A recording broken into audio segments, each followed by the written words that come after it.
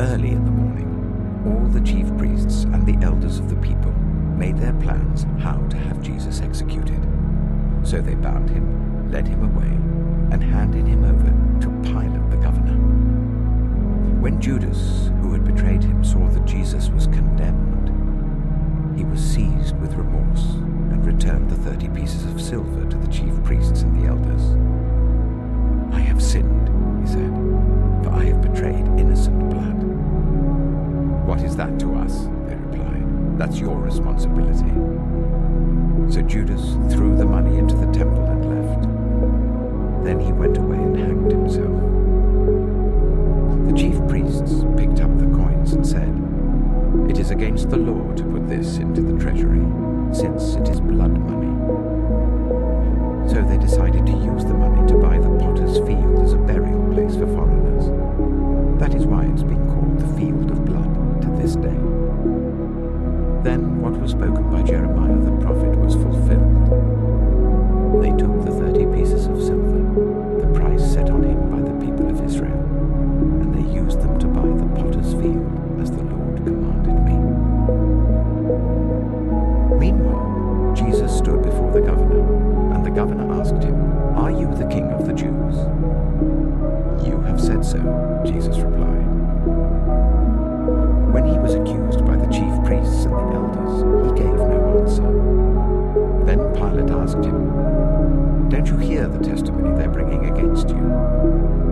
But Jesus made no reply, not even to a single charge, to the great amazement of the governor. Now it was the governor's custom at the festival to release a prisoner chosen by the crowd. At that time, they had a well-known prisoner whose name was Jesus Barabbas.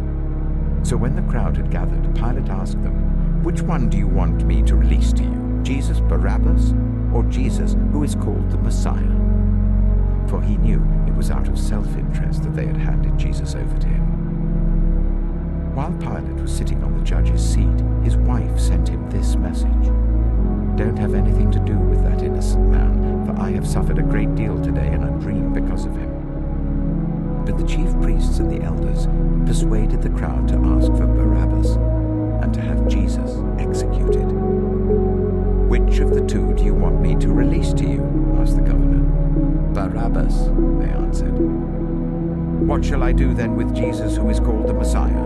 Pilate asked. They all answered, "Crucify him." "Why?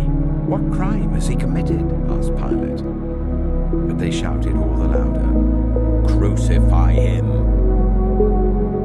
When Pilate saw that he was getting nowhere, but that instead an uproar was starting, he took water and washed his hands in front of the crowd. "I am innocent of this man's blood," he said. "It is your responsibility." All the people answered, "His blood is on us and on our children." Then he released Barabbas to them, but he had Jesus flogged and handed him over to be crucified. Then the governor's soldiers took Jesus into the praetorium and gathered the whole company of soldiers round him.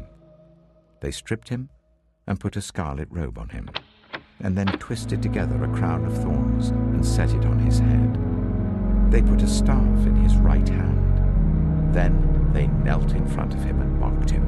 "Hail, King of the Jews," they said.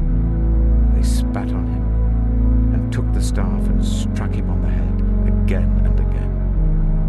After they had mocked him, they took off the robe and put his own clothes on him. Then they led him away to crucify him.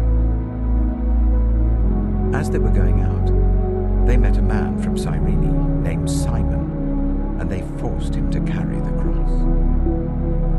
They came to a place called Golgotha, which means the place of the skull. There they offered Jesus wine to drink mixed with gall, but after tasting it, he refused to drink it. When they had crucified him, they divided up his clothes by casting lots, and sitting down, they kept watch over him there.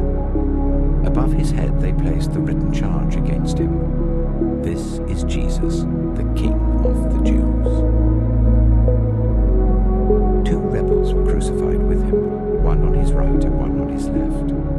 Those who passed by hurled insults at him, shaking their heads and saying, "You who are going to destroy the temple and build it in 3 days, save yourself.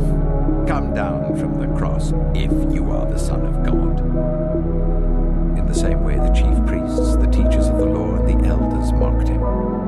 "He saved others," they said, "but he can't save himself. He's the King of Israel. Let him come down now from the cross, and we will believe in him. He trusts in God. Let God rescue him now, if he wants him. For he said, 'I am the Son of God.'" In the same way, the rebels who were crucified with him also heaped insults on him. From noon until 3 in the afternoon, darkness came over all the land.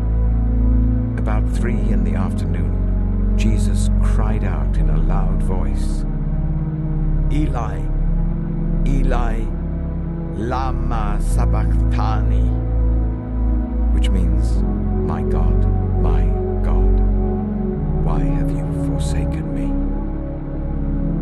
When some of those standing there heard this, they said, "He's calling Elijah."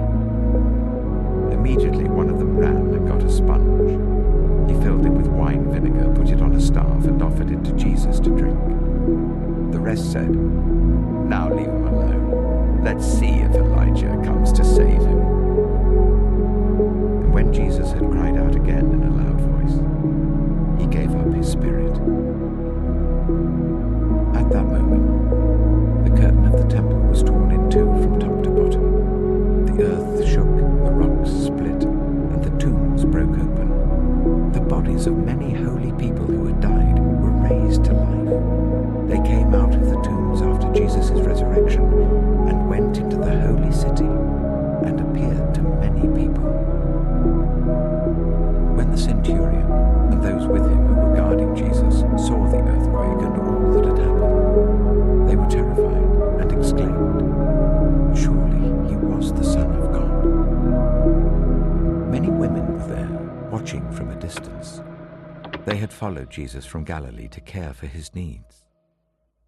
Among them were Mary Magdalene, Mary the mother of James and Joseph, and the mother of Zebedee's sons. As evening approached, there came a rich man from Arimathea named Joseph, who had himself become a disciple of Jesus. Going to Pilate, he asked for Jesus' body, and Pilate ordered that it be given to him. Joseph took the body, wrapped it in a clean linen cloth, and placed it in his own new tomb that he had cut out of the rock. He rolled a big stone in front of the entrance to the tomb and went away. Mary Magdalene and the other Mary were sitting there opposite the tomb. The next day, the one after Preparation Day, the chief priests and the Pharisees went to Pilate. "Sir," they said, "we remember that while he was still alive, that deceiver said, 'After 3 days I will rise again.' So give the order for the tomb to be made secure until the 3rd day. Otherwise, his disciples may come and steal the body and tell the people that he has been raised from the dead. This last deception will be worse than the first." "Take a guard," Pilate answered. "Go, make the tomb as secure as you know how." So they went and made the tomb secure by putting a seal on the stone and posting the guard.